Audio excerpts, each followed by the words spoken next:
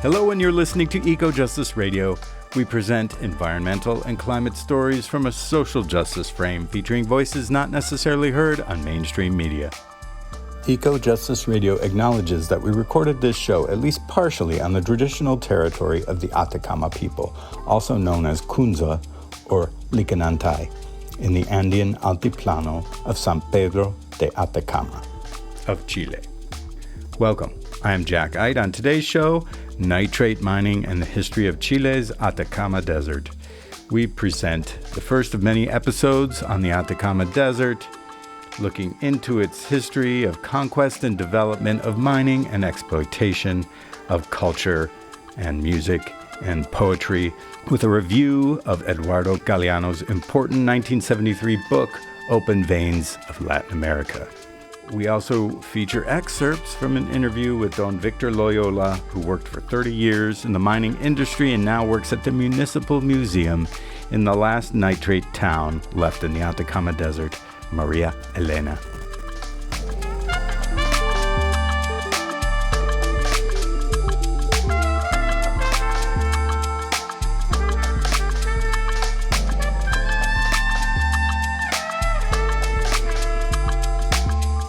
Greetings from the wondrous highlands of Peru. This show was recorded in the Atacama Desert in Chile in 2024. While the cultural and environmental landscape remains the same, political exigencies have accelerated in what some might call a negative direction. From the perspective of Eduardo Galeano's work, The Open Veins of Latin America, which is sort of the basis of this show. Chile has elected a Pinochet acolyte and son of a Nazi, Jose Antonio Cast. We did a recent show with Rights Action on Honduras, and the latest on Honduras Gate is that drug trafficker and former president Juan Orlando Hernandez was released by Trump, pushed by Netanyahu's Israeli murderous fanatics. Trump pushed with threats to the Honduran people, Nasri Asvoda for president, returning that country to the dictatorship that began in 2009 through 2022. Then this sordid crew got together with Javier Milei, Argentina's right-wing fellow who's been cutting everything good in terms of social programs in favor of whatever deal the corporations want, as well as the International Monetary Fund. All of this crew's coming together to subvert left-leaning governments in Mexico, Colombia, and Brazil.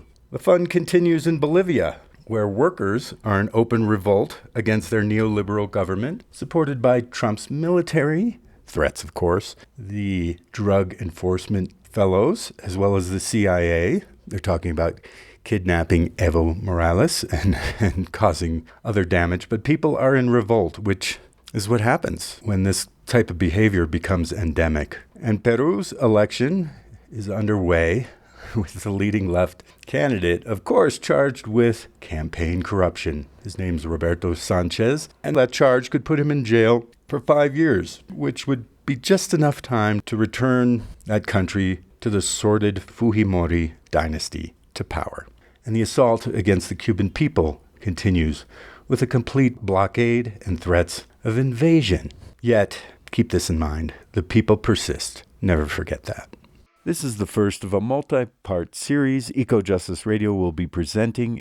The Atacama Desert is a territory marked by mining monoproduction and the abandonment of social and cultural policies. That means there's a lot of mess out there in the desert left over from all this mining. It's basically a sacrifice zone generated from the difficult working conditions, pollution, environmental problems, and migratory phenomena that have marked that region. Here's a quote published in Antofagasta in 100 Words by Fundación Plagio. So here's the quote from Constanza Morales Gajardo. I was coming from the airport, my first steps into the city of Antofagasta. I couldn't believe there were no trees, that there wasn't a measly bush in that entire expanse of land, an arrival into the desert in all its magnitude. Not a stream marked the silhouette of the natural world. Dry channels were seen in the distance, a memento of some ancient runoff. I had arrived in the most barren land I had ever known. Constanza Morales Gajardo, 28 years old, now Antofagasta resident, translated by myself, Jack Eidt, from Spanish. Here's another quote from the same book, Antofagasta in 100 Words, and this is by Rosa Fortes Gajardo. Pampa.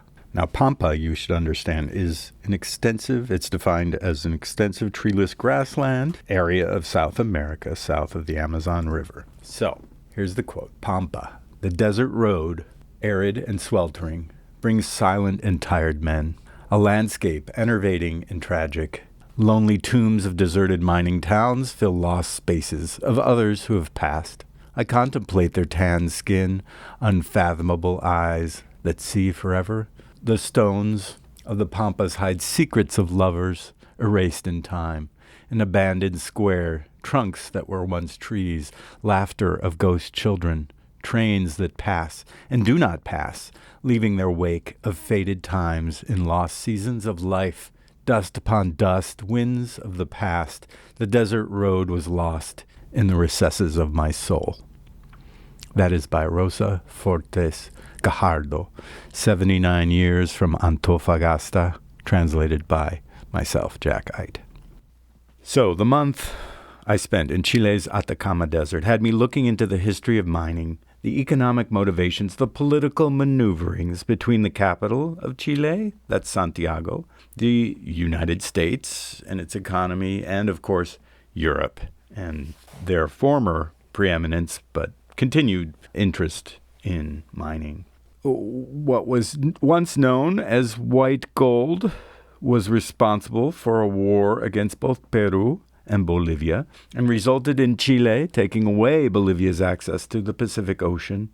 How the saltpeter, or nitrate fertilizer boom that began in the 1800s has left a series of deserted ghost towns and an upturned landscape. We eventually will discuss copper and lithium mining, the latter, which is also called white gold, which dominates today. But this show is more about the legacy of mining and how its imprint is a foreboding reminder that the present boom in rare earth metals can have disastrous consequences if there's not care to protect communities and ecosystems along the way.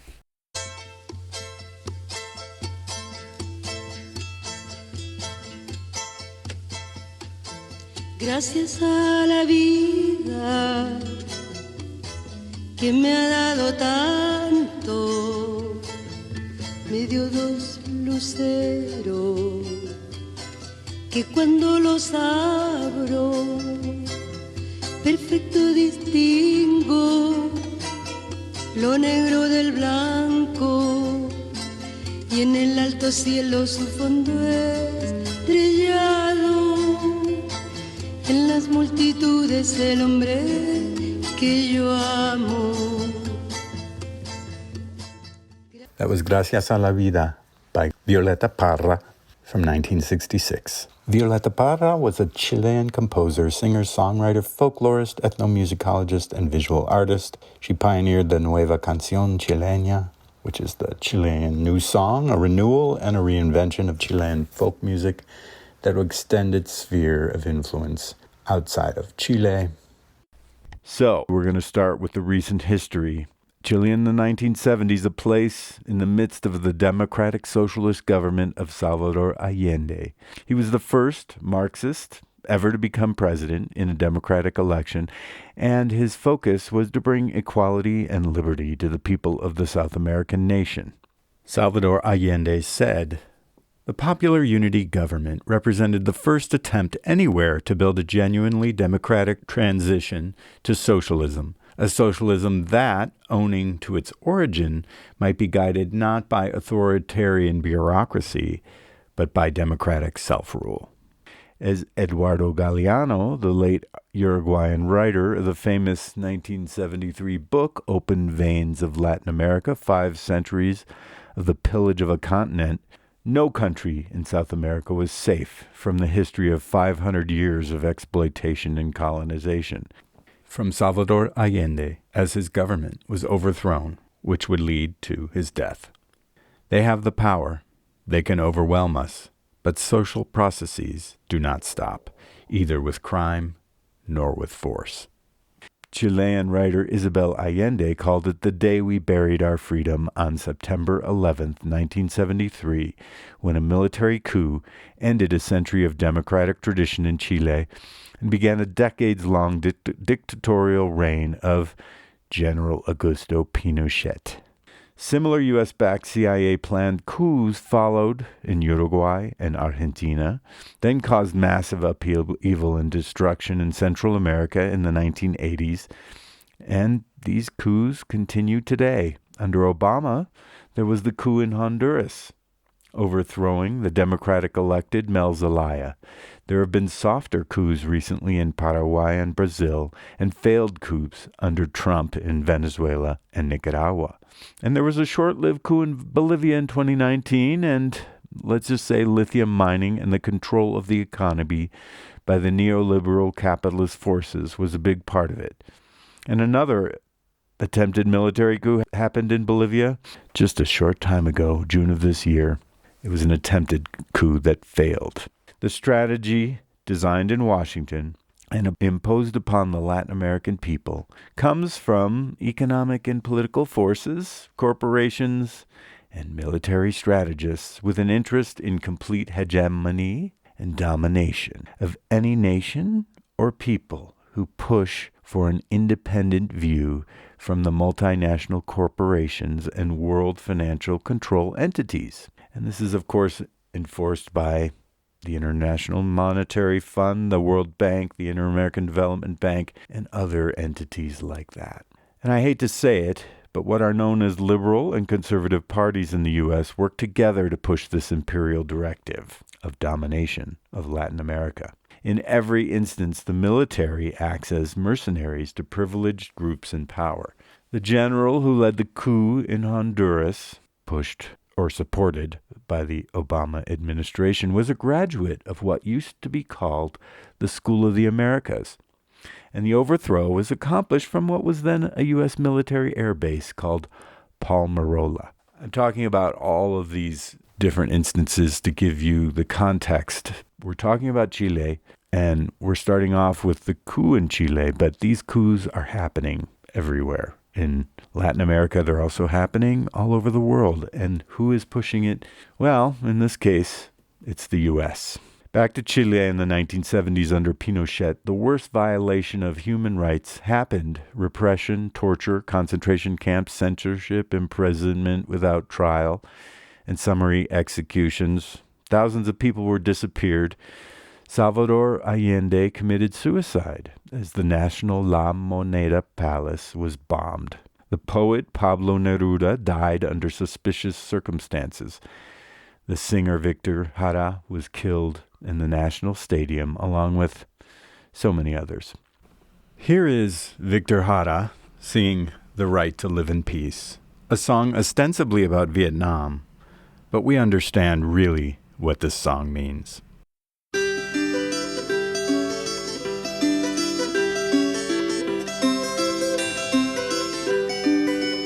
El derecho de vivir, poeta Ho Chi Minh, que golpea de Vietnam a toda la humanidad.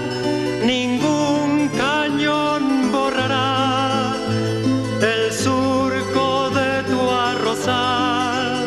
El derecho de vivir en paz. Indochina es el lugar más allá del ancho mar, donde revientan la flor con genocidio. Pablo Neruda, who I should add, won the Nobel Prize for Literature in 1971, wrote, "Tyranny cuts off the head that sings, but the voice at the bottom of the well returns to the secret springs of the earth, and out of the darkness rises up through the mouth of the people."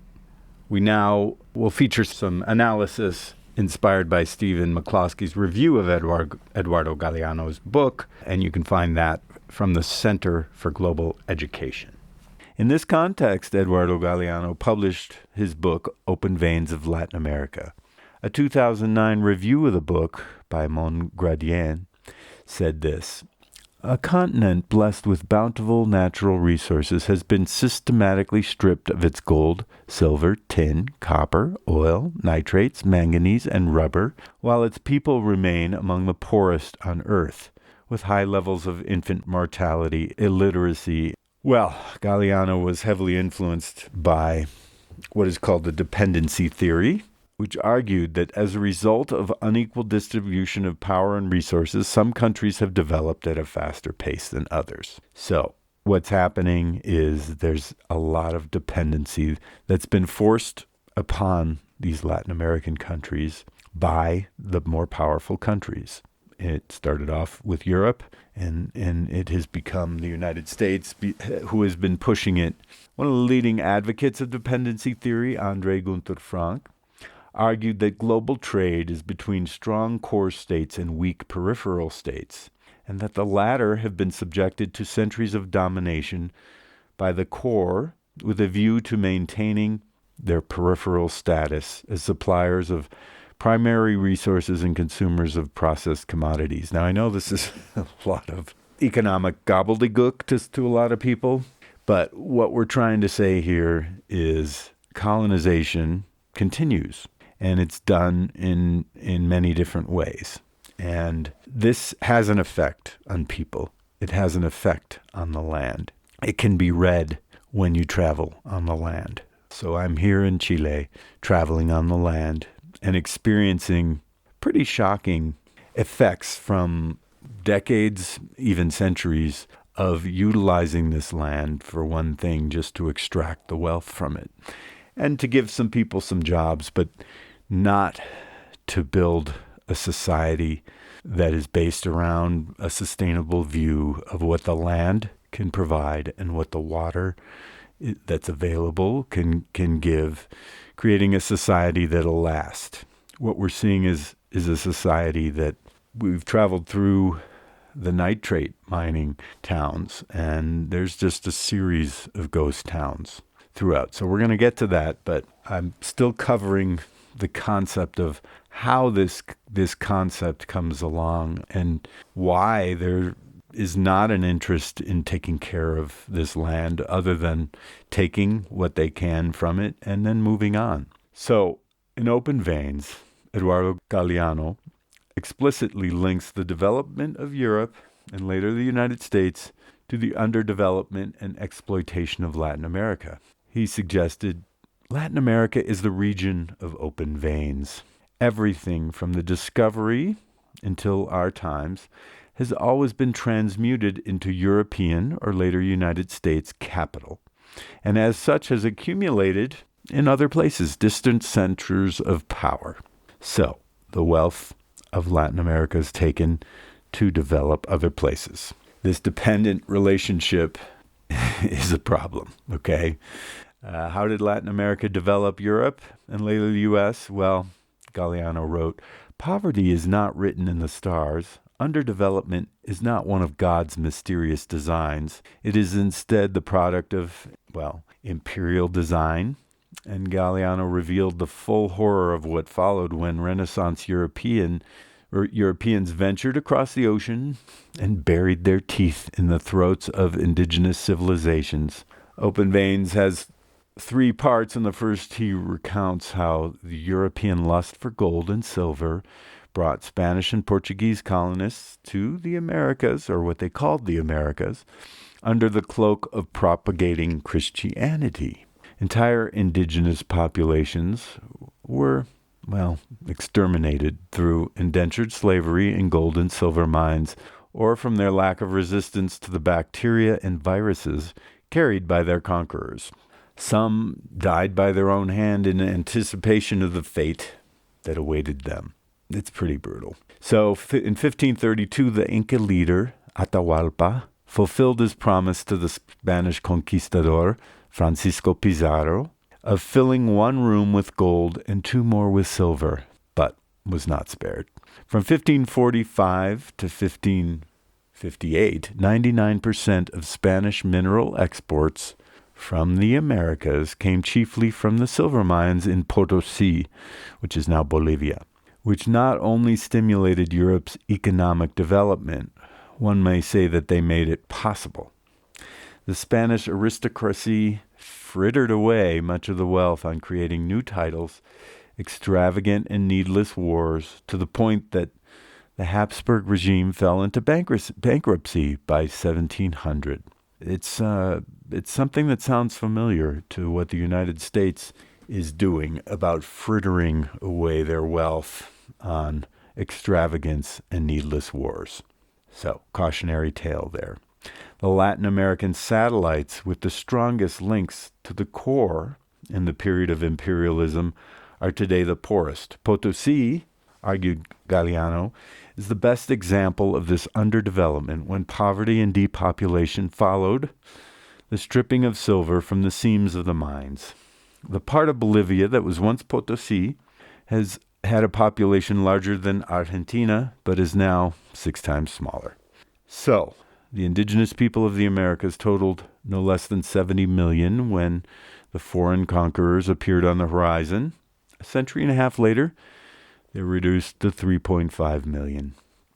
8 million indigenous people died in the mines of Potosi, including women and children. Yeah, boy, this is pretty tough stuff. So, in addition to claiming millions of lives, the forced labor tore these indigenous people from sustainable and collective agricultural production that was abandoned. There was indigenous resistance where it could be mounted, most notably by the Incan monarch Tupac Amaru in Cusco, which is now Peru, who abolished slavery and taxes until his capture and death. During their colonization of Brazil, the Portuguese transported an estimated 10 million slaves from Africa as forced laborers in sugar, tobacco, and wood plantations and gold mines. By plowing much of their mineral riches into buying English-manufactured goods, the Portuguese destroyed their own nascent manufacturing sector and that of their colonies. As Galeano suggests, the English had conquered Portugal without the trouble of a conquest. Again, we're seeing the same type of behavior from the United States of America. So, be aware. Hey listeners, quick break here. We hope that you're enjoying Eco-Justice Radio. Stay connected by subscribing on all major podcast apps. Visit our website, ecojusticeradio.org. Check out previous shows and guests and get connected with us on social media for an extended version of this interview as well as other benefits. We encourage you to become a member of our Patreon. Today you are listening to Nitrate Mining and the History of Chile's Atacama Desert. I am your host, Jack Eidt, and we feature the first of a series on the Atacama Desert of Chile. This is an excerpt from the tune Raza Brava by the group Iyapu. Their name means lightning in Quechua. They formed in 1971 in Antofagasta, Chile, and they're one of the most outstanding groups of contemporary Latin American popular music with Andean roots.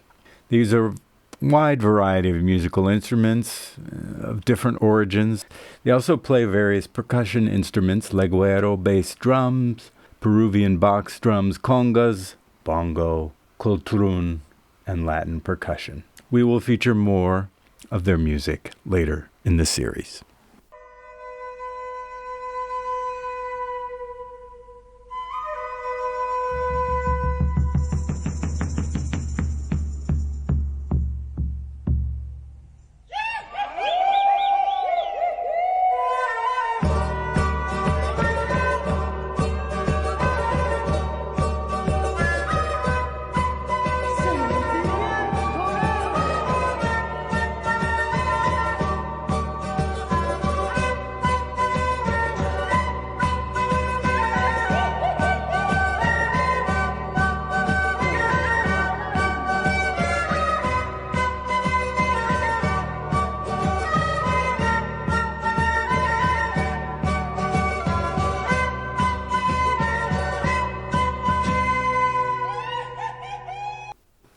Now we return to our review of Eduardo Galeano's book, Open Veins of Latin America, with help from Stephen McCloskey's work relating to the history of Chile.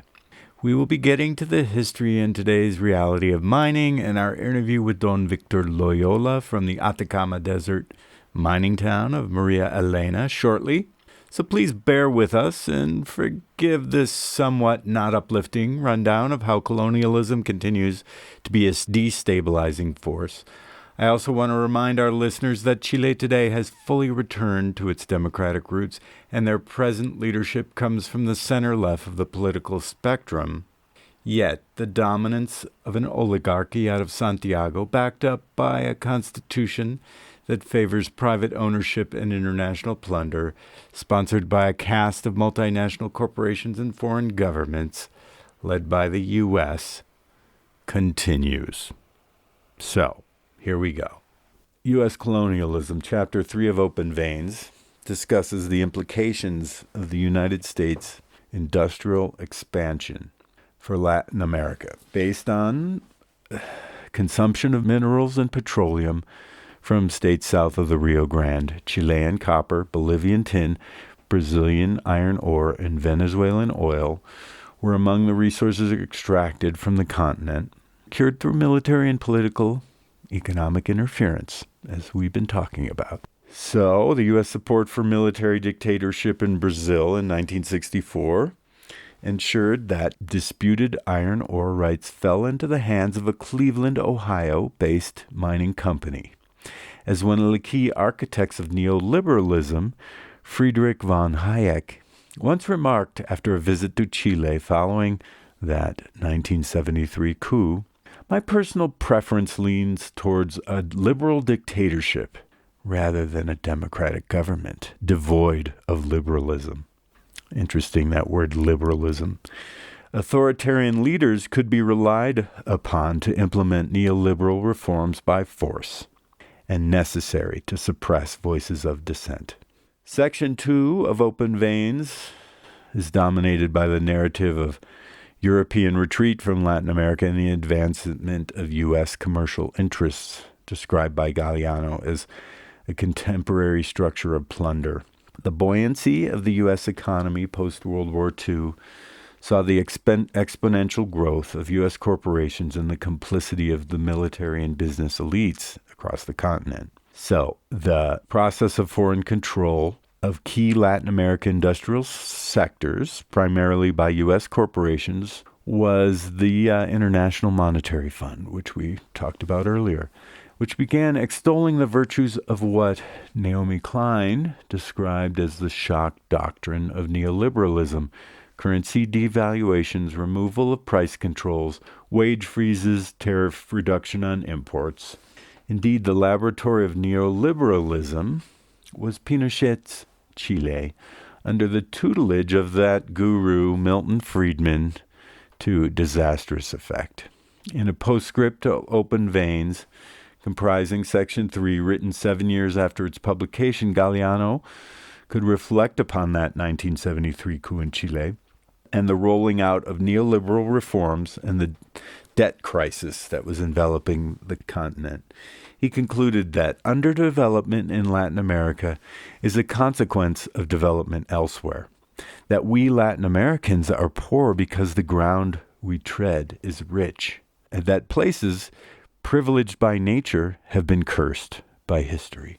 What is left over from the colonization and dictatorship in Chile are laws that made mining basically unstoppable.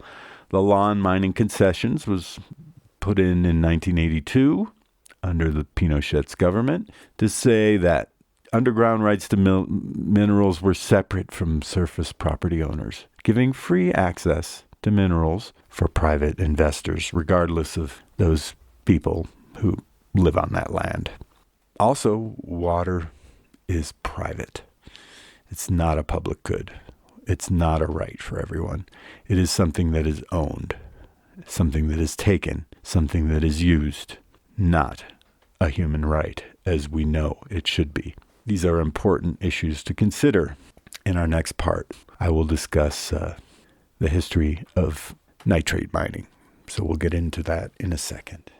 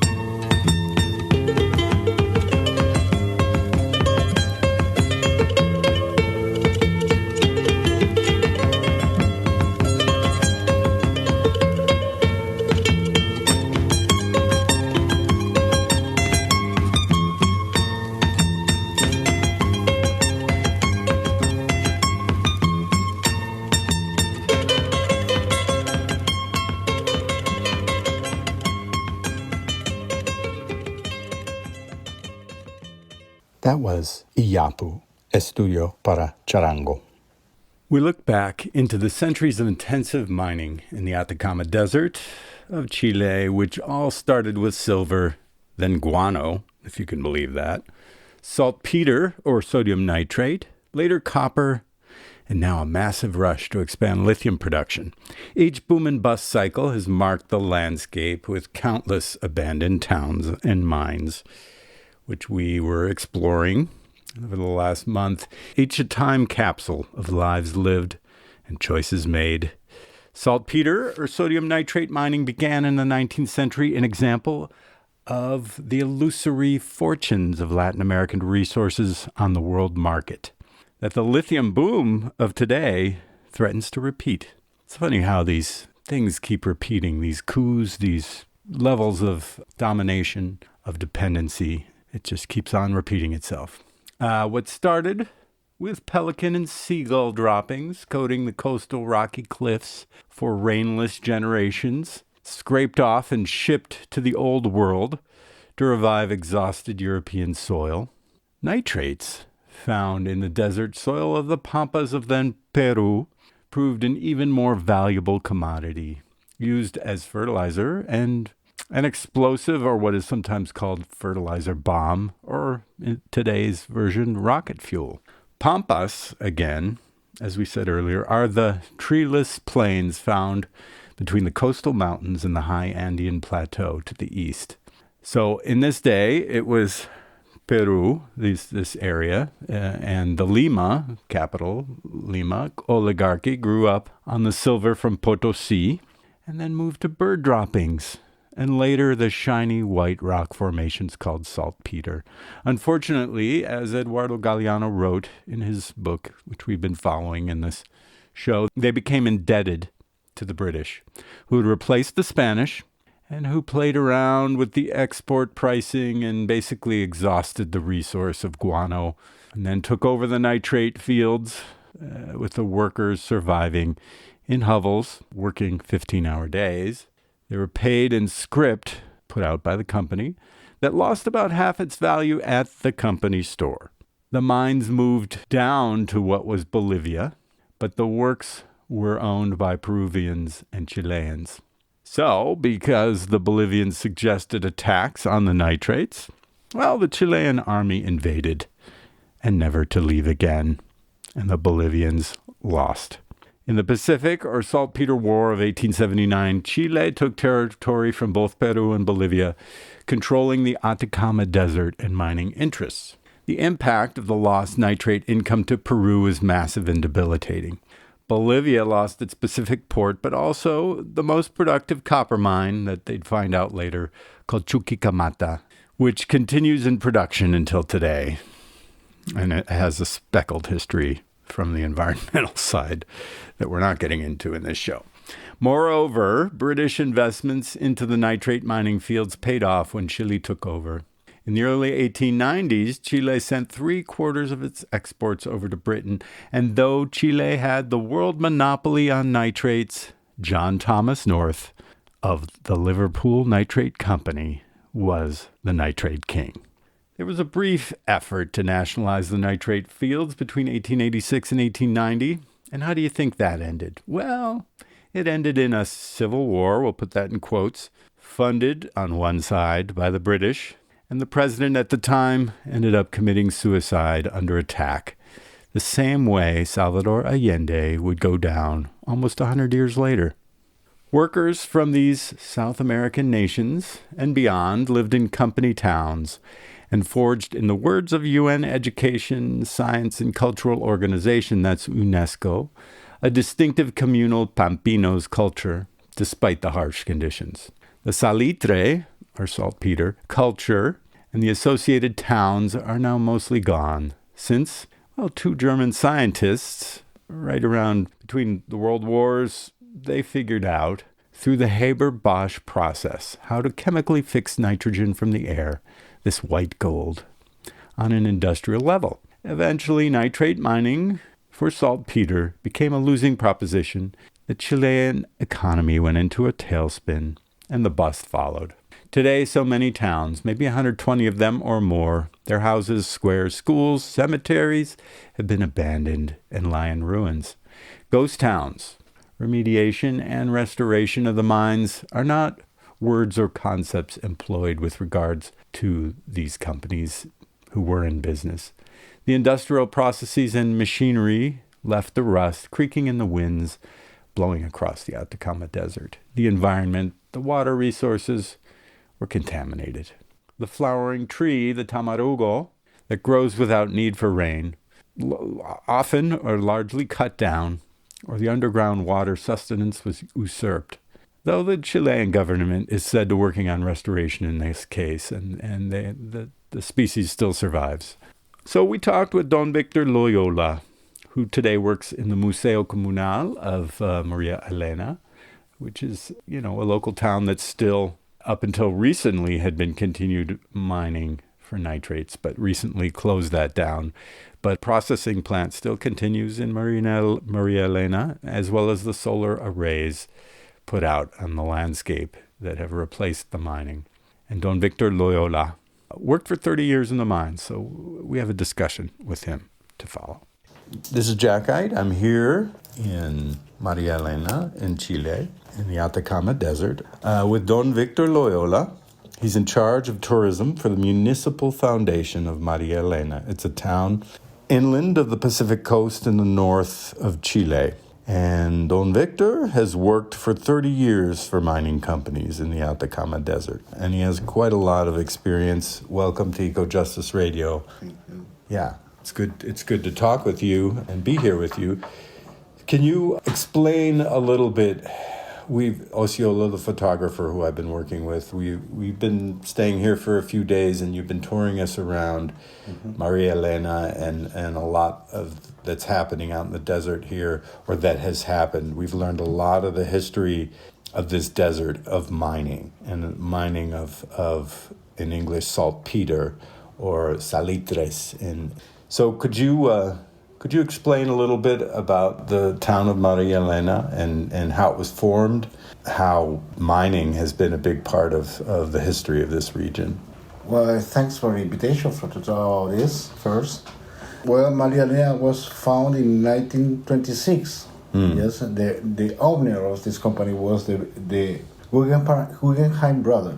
The Guggenheim brothers, right? Who our listeners have heard of, the Guggenheim family. So they're quite prominent. And the engineer that created this system of exploitation that we have only here in Maria Elena and another salitrera called Pedro de Valdivia was Mr. Elias Capellan Smith, a chemical engineer that created the system Guggenheim. And so this system, the Guggenheim system, so nitrates was a fertilizer that was used in that time. Could you tell us the uses that why was the United States, why were the Guggenheim brothers interested in nitrates? Because first of all, they was interesting because they was the first owner of the Chuquicamata copper mine.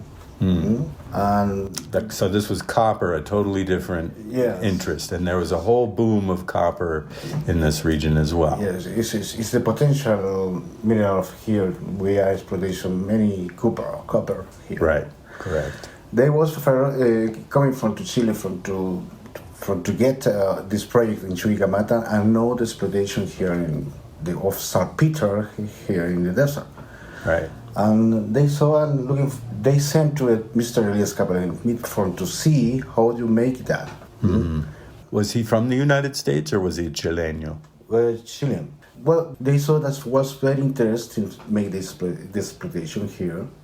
And they create the systems Guggenheim is especially a process that begin in the mine with blasters, Right, breaking the rock, and go to the plant of crushing plant, right. right? And after this crushing plants going to the finish with lixivation of this product. And we call this salitre.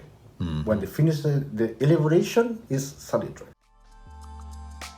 Hey listeners, quick break here. We hope that you're enjoying Eco Justice Radio. Stay connected by subscribing on all major podcast apps. Visit our website, ecojusticeradio.org. Check out previous shows and guests and get connected with us on social media for an extended version of this interview as well as other benefits. We encourage you to become a member of our Patreon. Today you are listening to Nitrate Mining and the History of Chile's Atacama Desert. I'm your host, Jack Eidt, and we feature the first of a series on the Atacama Desert of Chile. We continue with my chat with Don Victor Loyola, who had worked for the mining companies in Chile for 30 years and now works for the Municipal Museum in the Atacama Desert town of Maria Elena.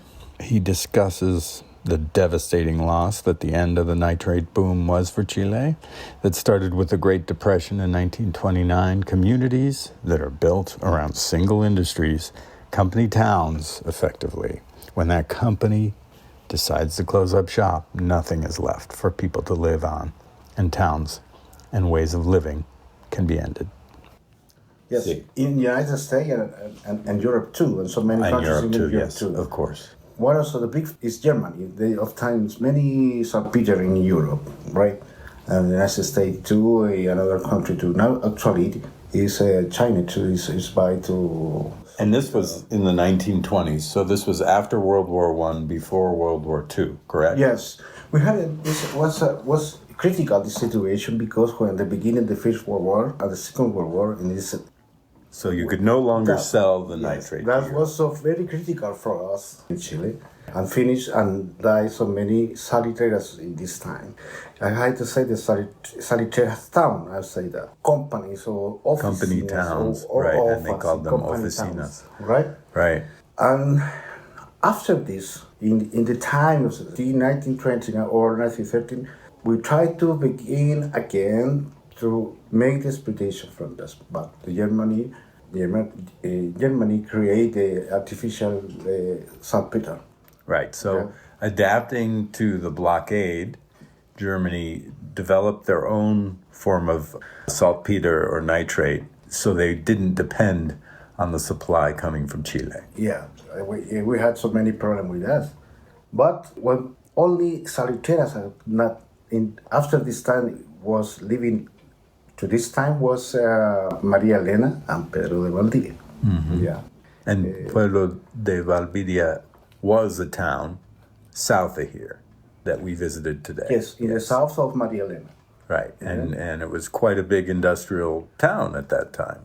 So we want the audience to understand that these towns no longer exist. Vergara, Valdivia, Pedro de Valdivia. They exist, they're deserted, they're dead towns.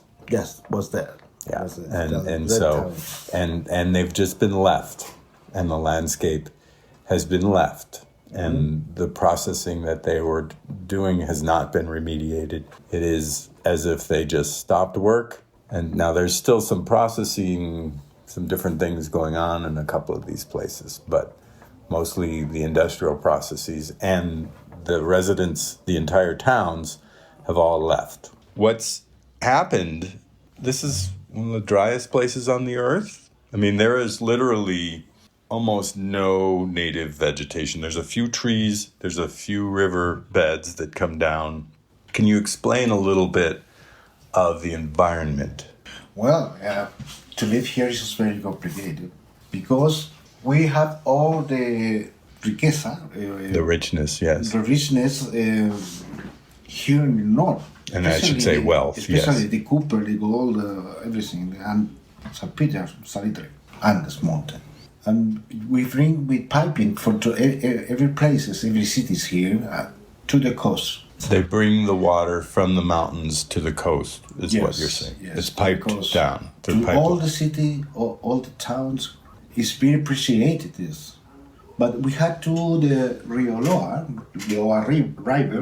River here. We had of time. Yes, the River Loa. Yeah, Rio Loa. We had here Maria Elena and Calama. Mm-hmm. The Calama's the next time over. Copper capital.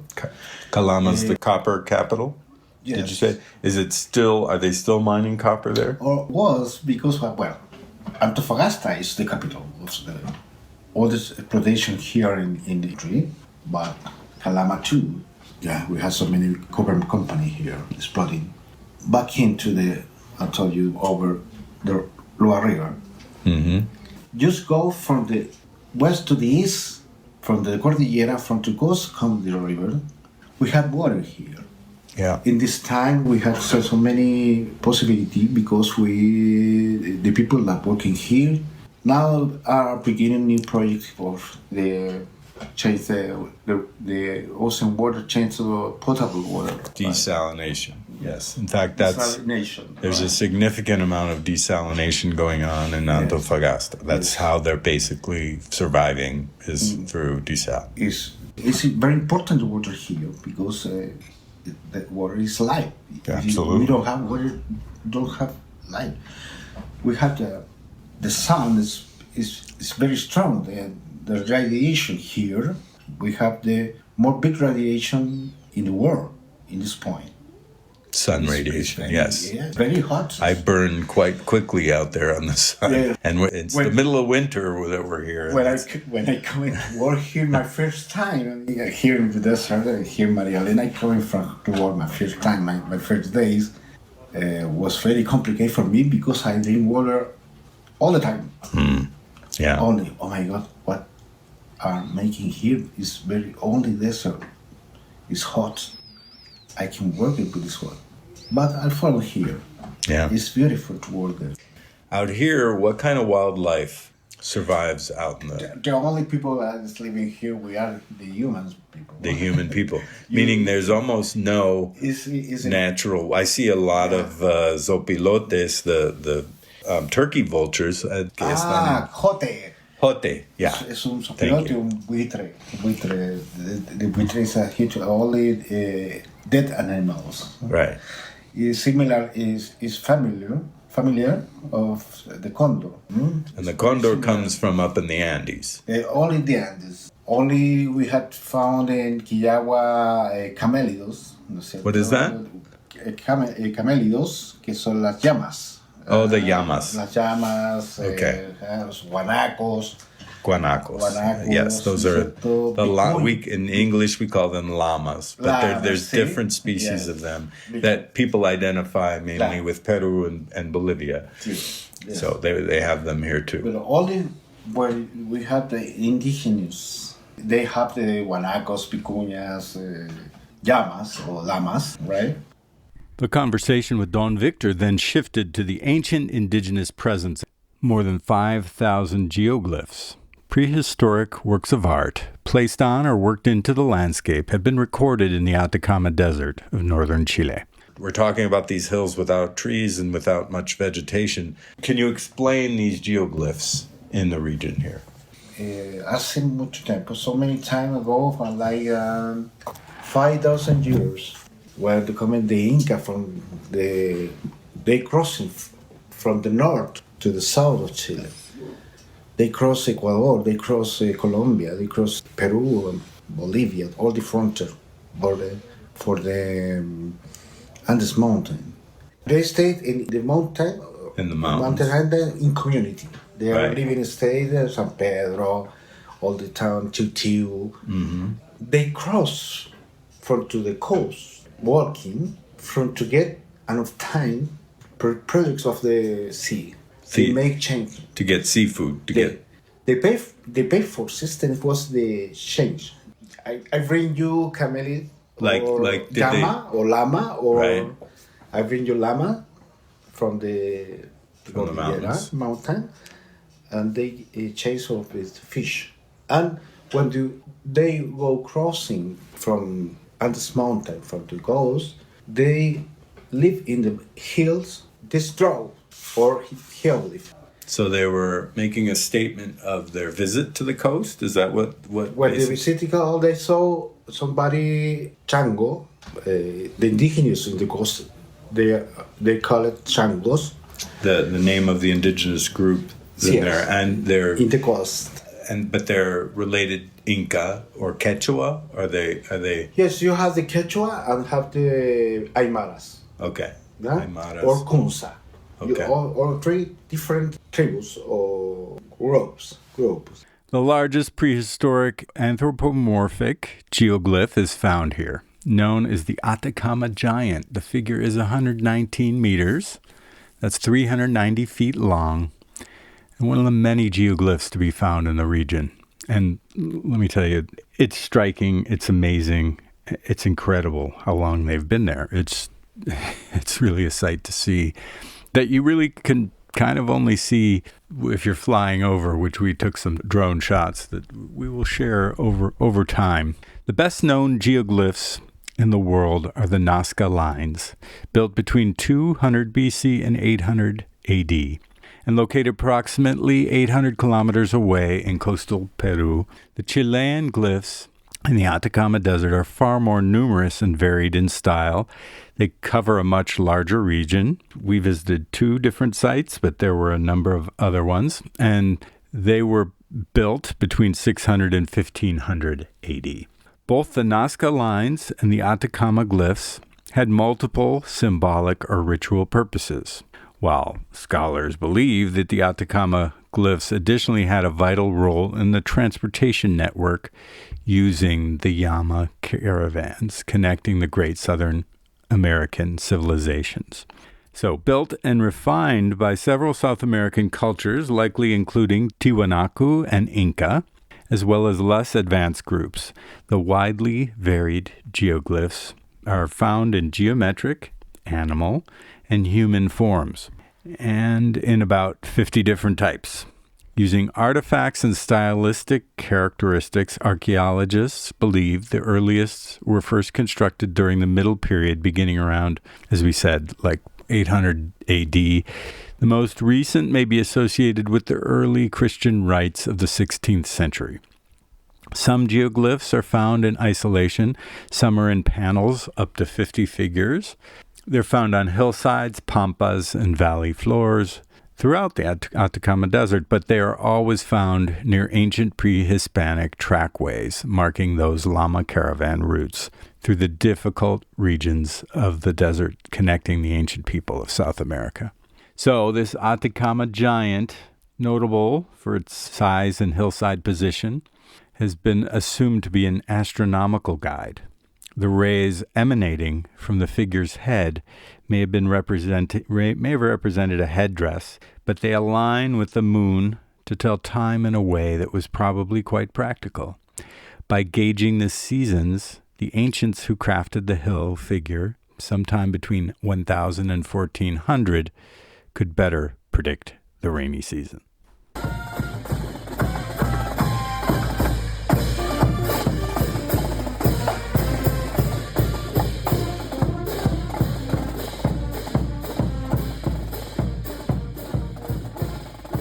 Don Victor concluded the interview discussing the festival at La Tirana, which is a desert town to the north of Maria Elena that celebrates to the Virgin of Tirana, or the indigenous figure, or the Virgen of Carmen, who is the patron saint of Chile and its military, depending on whether you're focusing on the Catholic side or the indigenous side. They're very mixed and almost indistinguishable. There is pilgrimage, dancing, and costumes for an entire week in July. We will discuss this in a later episode, but safe it to say that this was a highlight of the lives of the workers in the nitrate mines and continues to grow today.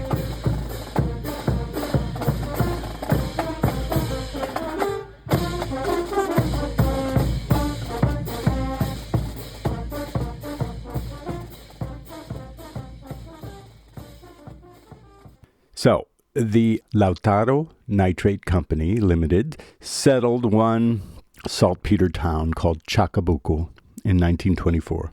Of course, as we've stated, the synthetic nitrate crumbled the mining industry, leaving Chacabuco abandoned less than 15 years after its formation. Boom and bust. Although abandoned by the nitrate miners, Chacabuco became the home. It was repurposed as a prisoner concentration camp during the Pinochet coup regime between 73 and 74.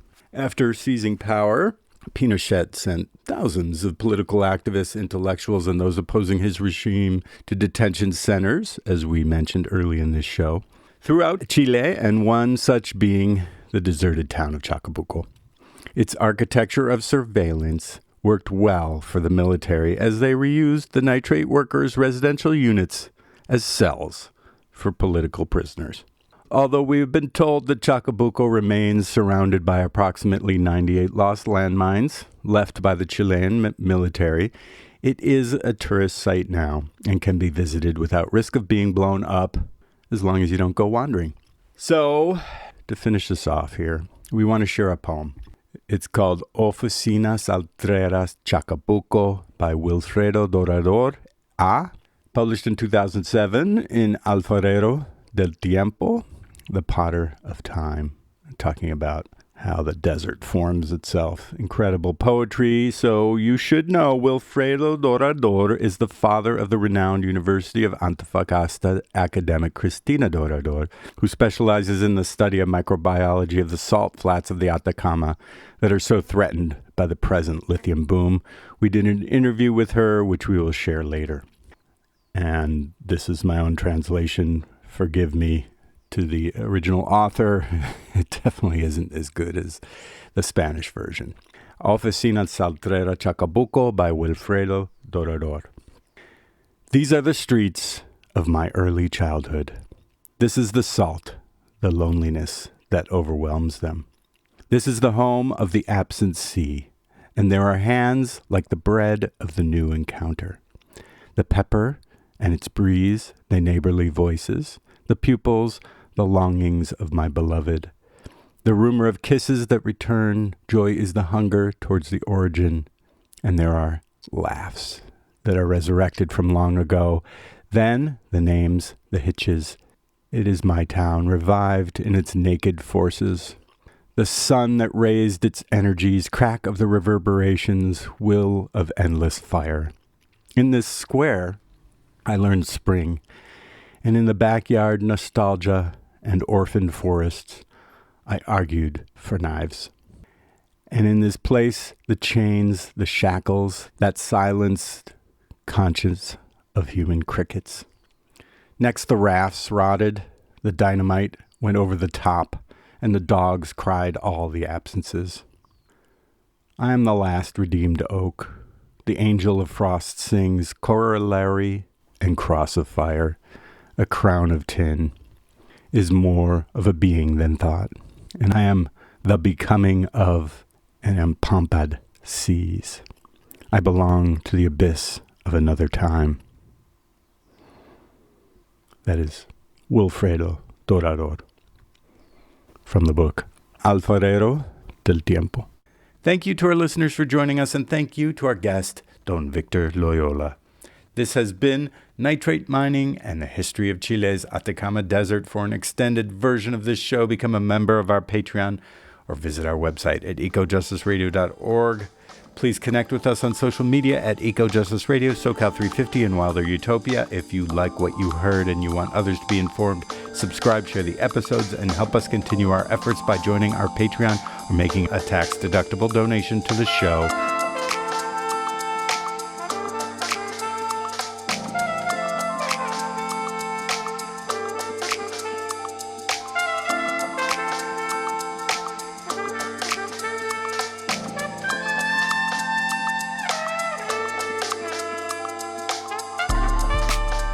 a project of SoCal 350. The show can be found on KPFK, KPFT, all major podcast apps, and at ecojusticeradio.org.